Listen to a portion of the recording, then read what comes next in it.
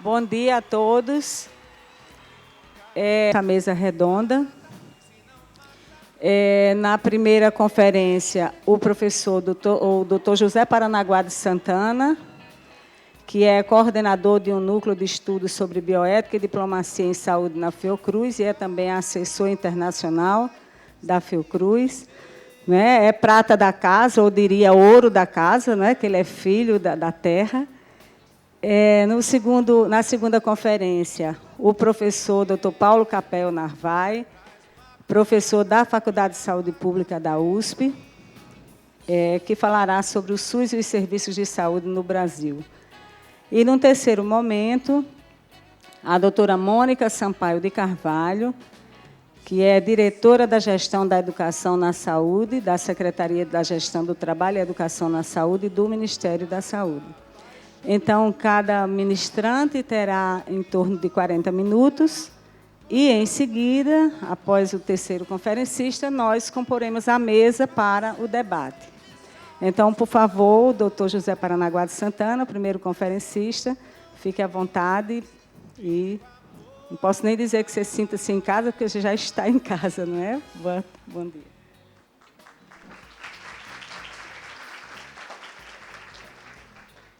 Obrigado, Iris. Bom dia a todos. Ontem à noite, na sessão de abertura, eu já fiz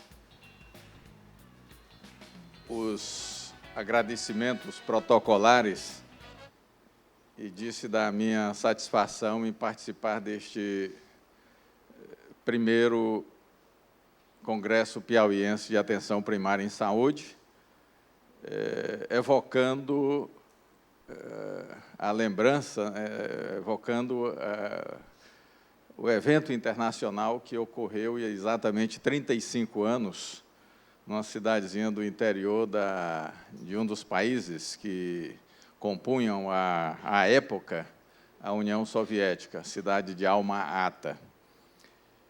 E, como é de praxe nas sessões de abertura, a gente procura ser muito sintético nas intervenções. Mas eu queria chamar a atenção para mais alguns aspectos que tornam este primeiro Congresso Piauiense um marco e um símbolo para a história da saúde pública na nossa terra.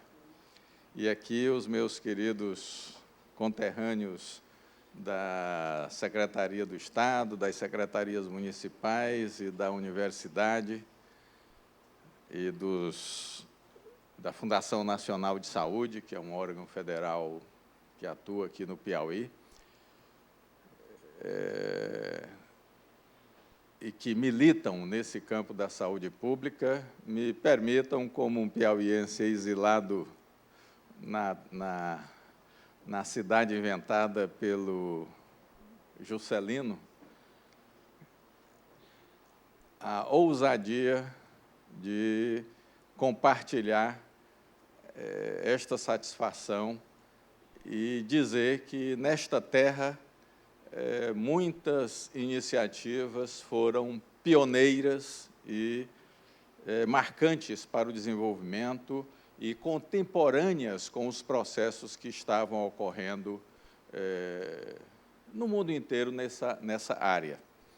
A Conferência de Alma-Ata ocorreu em 1978, mas desde o finalzinho da década passada, a Secretaria de Saúde do Piauí passava por uma verdadeira transformação da sua missão, da sua organização, com a criação de uma rede de postos e centros de saúde por todo o interior do Estado. E, na sequência, a criação de uma rede de hospitais regionais que tornaram a Secretaria de Saúde, já naquela época e antes da própria realização da Conferência de Alma-Ata, uma das secretarias com, proporcionalmente, a maior estrutura própria de serviços, com um direcionamento grande para a atenção mais próxima das pessoas, para o cuidado da saúde mais próximo das pessoas, que era a rede de postos e centros de saúde. Uma das experiências mais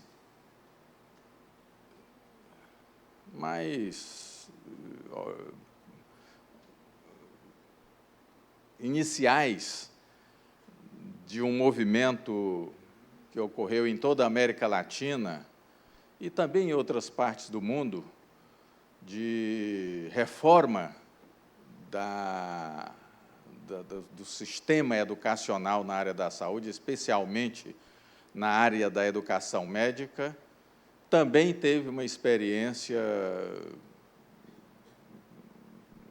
pioneira aqui no Centro de Ciências da Saúde da Universidade do Piauí, a partir dos anos 76, 77. Foi contemporâneo da criação da Universidade Federal do Piauí, a instalação de um projeto muito, de certa forma, visionário, por coincidência, com sede na terra da minha família, em Corrente, no sul do estado. Além disso, há várias outras iniciativas que mostram a tradição e a força com que as questões da saúde pública no nosso estado precisam ser retomadas, recuperada esta tradição e esta dignidade com que já se pensava a saúde pública há muitos anos atrás, e vocês viram o depoimento emocionante da nossa querida professora veterana da saúde pública do Piauí, pediatra de origem, ontem à noite.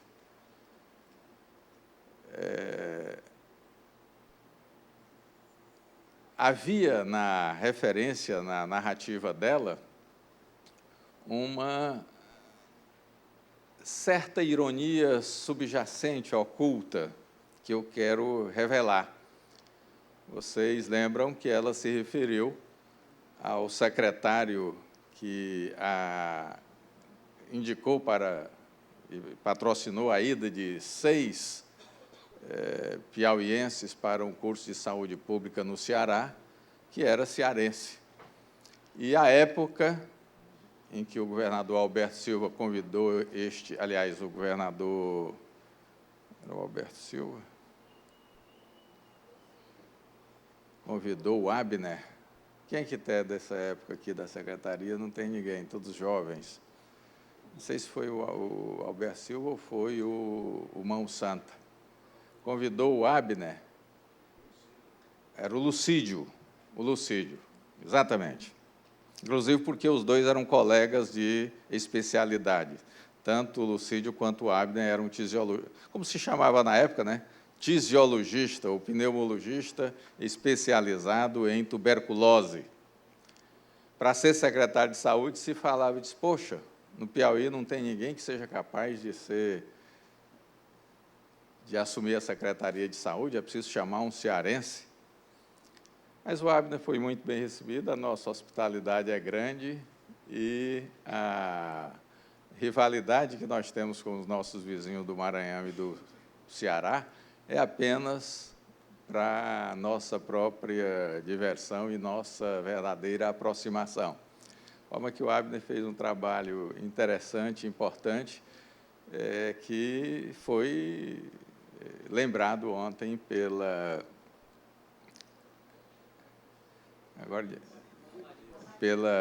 Amarilis.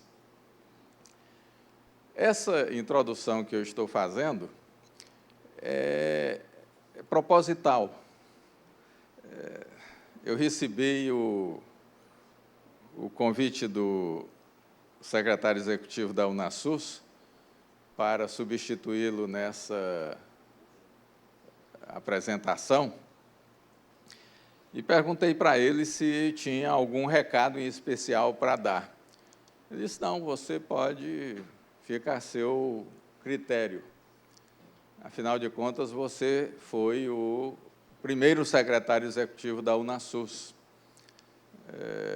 De fato, eu fui encarregado em 2009, por uma portaria do ministro da Saúde, para coordenar a implantação da Secretaria Executiva da UNASUS como um projeto especial sediado na Fundação Oswaldo Cruz, na sua diretoria de Brasília, e creio que cumpri essa missão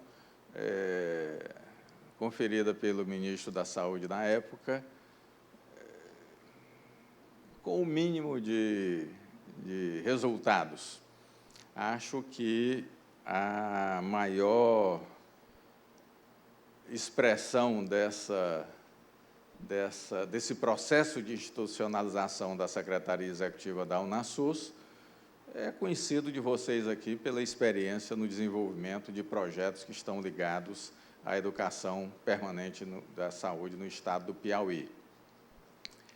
Mas eu vou me deter um pouquinho mais adiante sobre esta referência, ressaltando aquilo que eu acho fundamental nesse processo de institucionalização.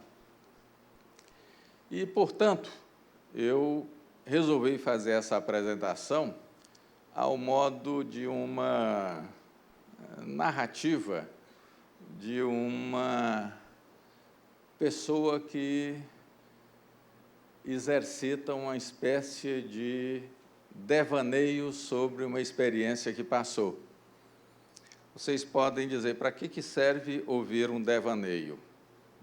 Não me perguntem, eu só tenho uma certa esperança e uma crença no milagre da comunicação, esperando que esta narrativa sobre um processo de desenvolvimento político-institucional sirva como estímulo ou como provocação para vocês, para aqueles em especial que estão envolvidos ou que se envolverão cada vez mais com os processos de qualificação dos trabalhadores do Sistema Único de Saúde, de forma geral, nos processos educacionais de todos os tipos, mas especialmente por esse esforço que está designado como a missão da UNASUS, que é a educação à distância.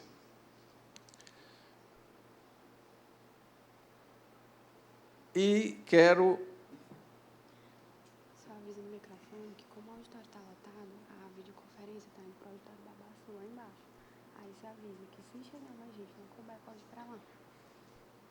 Tá bom, isso aqui. Gente, é porque, como o auditório já está lotado, a videoconferência está acontecendo no auditório Babaçu lá embaixo. Aí, caso cheguem mais pessoas e não caibam no auditório, pode ir para lá, certo?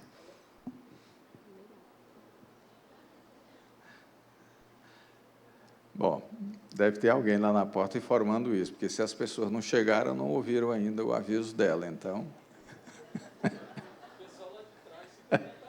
Então, o pessoal lá de trás fica barrando. Não, mas ainda tem muito lugar aqui na frente. E outro aviso que ela deu, não falou só baixinho aqui para mim, que é para eu segurar direito o microfone para a voz sair corretamente. Eu me denuncio. E peço desculpas se antes parecia mudo para quem está mais distante. Ou afônico, melhor. E falar sobre esse tema na forma de um devaneio seria, por demais, exagerado. Eu correria o risco de esquecer do tempo porque o devaneio tem essa característica, a gente sai sonhando, divagando, caminhando pela memória, e o tempo não tem importância nenhuma. Então, para evitar o risco de passar dos 40 minutos, e já peço à nossa coordenadora que me avise quando chegar aos 30, porque eu quero encerrar aos 40, inclusive para dar tempo de que vocês nos retruquem com provocações, além daquelas que nós vamos apresentar aqui, eu, Paulo, e a Mônica, sobre este mesmo tema. Eu queria fazer essa provocação para uma autoanálise desse processo de desenvolvimento institucional, entendendo a autoanálise como aquela que é feita pelos autores desse processo. Não vou me correr o risco de fazer uma autoanálise aqui para vocês. Primeiro, porque eu não sou analista, e segundo, porque correria o risco de revelar coisas que não se pode divulgar muito, né? A autoanálise, em geral, mostra lados que a gente próprio não gosta muito. Agora, dos processos institucionais, é essencial que a gente faça essa autoanálise, esta autorreflexão. Lembrar-se do que ocorreu, como ocorreu, mergulhar na nossa própria recordação para que a gente aprenda lições e abstraia, filtre aquilo que a nossa colega da Bireme ontem nos falava que eram evidências que nos ajudem, por mais frágeis que sejam, a orientar a ação futura. Então, é nesse sentido que eu quero convidá-los a, acreditando na potência, no milagre da comunicação, a compartilhar comigo essa narrativa de um viajante em devaneios. E, nessas anotações limitadoras do devaneio, eu escolhi 4 temas e vou abordar cada um deles em mais ou menos 5 minutos. O primeiro, sobre a origem da UNASUS. O segundo, sobre originalidade da UNASUS. Um pouco a diferença entre origem e originalidade. A origem se refere muito ao começo, mais a história. E originalidade é algo que emana da natureza do ser ou da entidade, no caso da UNASUS. O terceiro ponto, que acho que é o que me chama a atenção nesse esforço prévio ao devaneio que eu fiz antes de chegar aqui, é a razão de ser ou a finalidade da UNASUS. E, por último, a sua Constituição. Constituição apenas não a forma de organização, mas os seus valores, as suas referências. Sobre o primeiro ponto, a origem.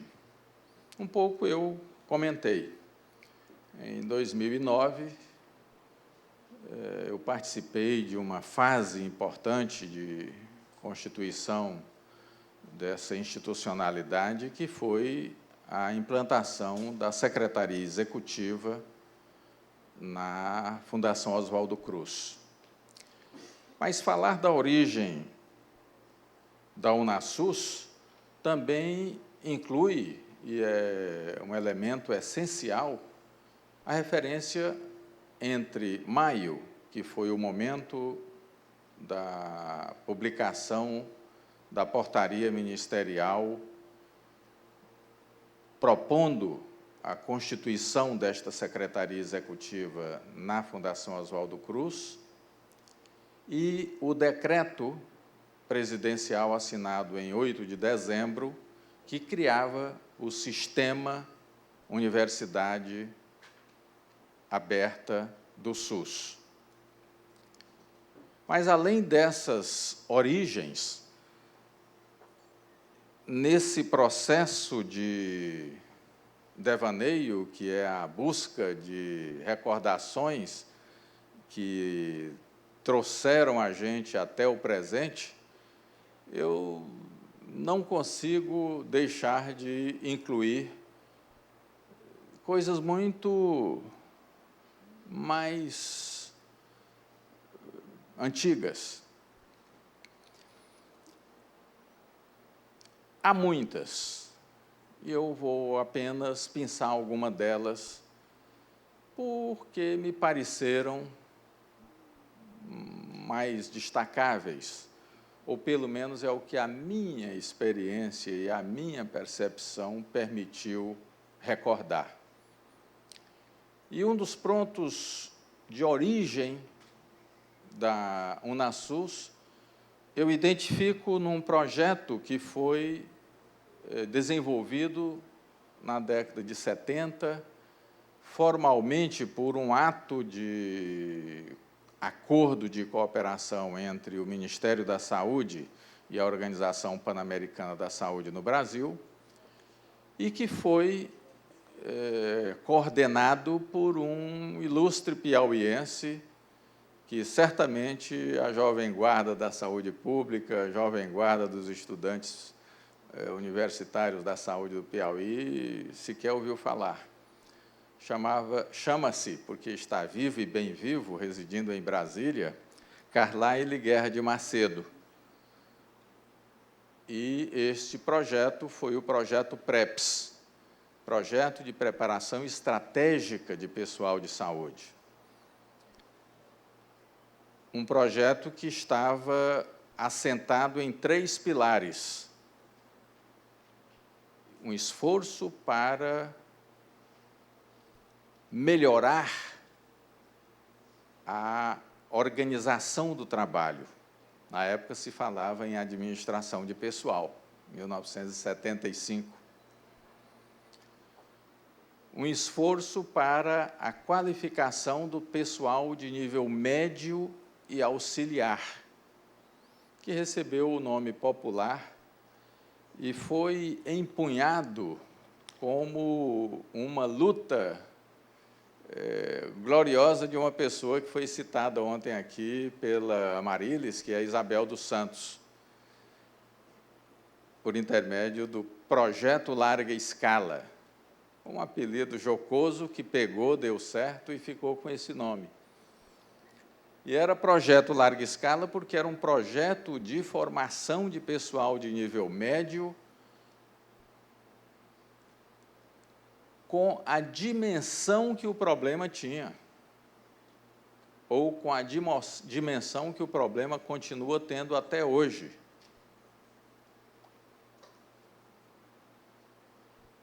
A baixa capacidade de formação de pessoal que o sistema educacional brasileiro tem na área técnica e auxiliar em saúde.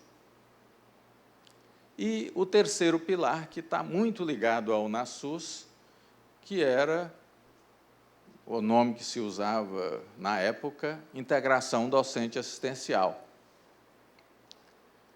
e que tinha a previsão de criar cerca de 15 regiões docentes assistenciais como projeto piloto no Brasil. Entre essa época e a atualidade, muita coisa rolou. Muita água passou debaixo dessa ponte, que é a construção do projeto de educação permanente em saúde.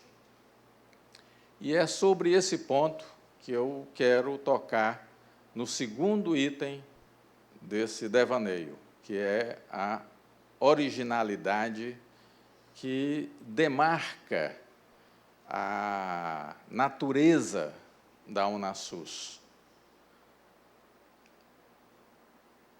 que está ligada a dois aspectos fundamentais. Um é um processo de político-institucional que está inserido, faz parte orgânica, essencial, de um processo de maior hierarquia política e institucional, que é a própria reforma sanitária brasileira. Esse é o ponto fundamental do projeto de educação em saúde no nosso país.